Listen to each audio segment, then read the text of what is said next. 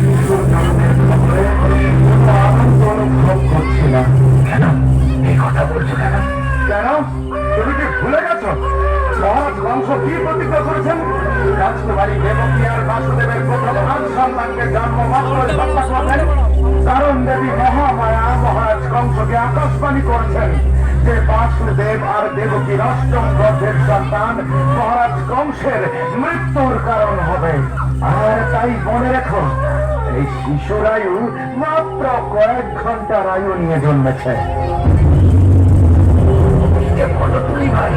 দেবকী হলো মহারাজ কংসের আদরের ছেলে, বাসুদেব হলো মহারাজ কংসের প্রিয় বন্ধু, আর মহারাজ কংস হলো এই শিশুটির মামা।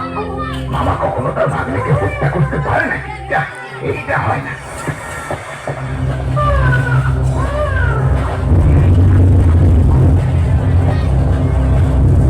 কোথায় আমার ভাগ্নে? কোথায় দেখি?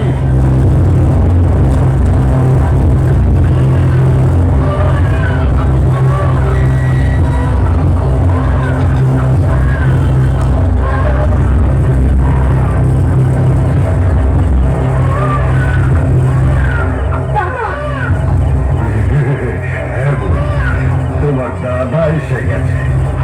তোমার ছেলের কান্নার আওয়াজই আমায় এখানে বেরিয়ে এনেছে। আমার কাছে ফিরে দাও। এখন শুনে তুমি করতে পারো। কংস যদি তার বাবাকে বন্দি করতে পারে, তার আদরের মেয়েকে বন্দি করে রাখতে পারে, তাহলে এই সদ্যজাত শিশুর জীবনের আর কি মূল্য? দাও, দাও আমাকে, দাও।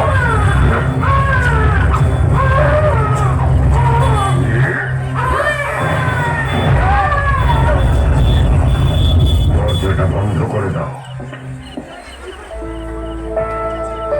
আজ আমার মনটা খুব অস্থির লাগছে। মনে হচ্ছে আজ রাতে আমাদের অষ্টম সন্তান জন্ম নেবে, কিন্তু আমরা যদি এইবারও আমাদের সন্তানকে বাঁচাতে না পারি, তাহলে সেই আকাশবাণী কিভাবে সফল হবে? দেখো, যিনি আকাশবাণী করেছেন তার সফলে তিনি করবেন। তুমি চিন্তা না করে একটু বিশ্রাম নাও।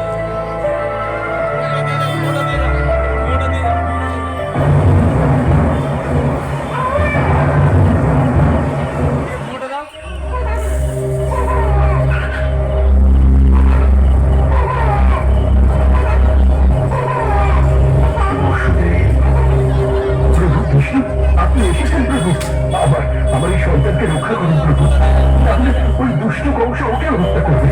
শান্ত হও বসুদেব, আমি তোমার সন্তানকে রক্ষার উপায় বলে দিতে এখানে এসেছি। বসুদেব, বলুন প্রভু, তুমি এখন তোমার সন্তানকে নিয়ে বকুলের অধিপতি নন্দ ঘোষের বাড়িতে যাবে।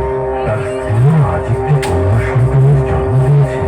তুমি সেখানে তোমার সন্তানকে রেখে তার বদলে তাদের সন্তানকে নিয়ে ফিরে আসবে, আর কাল সকালে কংসের হাতে ওই কন্যা সন্তানকে তুলে দেবে। কিন্তু প্রভু, নিজের সন্তানকে বাঁচাতে পূর্বের সন্তানের প্রাণ সংশয় ঘটানো, আর নন্দ খুশি বা তাতে রাজি হবে কেন? একটা মহান কাজ সফল করতে গেলে অনেক বলিদান দিতে হয় বসুদেব। নন্দ ঘোষও সেটা জানে। ভগবান বিষ্ণুর নির্দেশে বসুদেব সেই ঝড় রাতে তার সদ্যজাত শিশুকে ধরে নিয়ে গোকুলের উদ্দেশ্যে রওনা দেয়। পৃথিবী তখন ঝড় বৃষ্টিতে ভেসে যাচ্ছে, আর সেই ঝড় বৃষ্টি থেকে বাঁচাতে বাসুকি নাগ ধরা মেরে দেয় ছোট্ট শিশুর মাথার উপরে। বসুদেব এগিয়ে চলে সমস্ত প্রতিকূলতাকে জয় করে। অবশেষে বসুদেব নন্দ ঘোষের বাড়িতে এসে পৌঁছয়। আর তার হাতে নিজের শিশুপুত্রকে তুলে দেয়। নন্দ ঘোষও ভগবান বিষ্ণুর আদেশ অনুযায়ী তার এবং তার স্ত্রী যশোদার সদ্যজাত কন্যা সন্তানকে বসুদেবের হাতে সঁপে দেয়।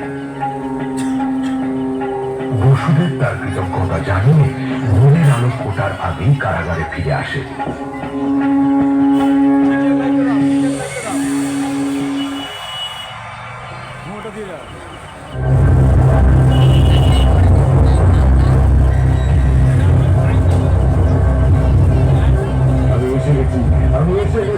আমি এসে গেছি, আমার শেষ শত্রুকে শেষ করতে আমি এসে গেছি।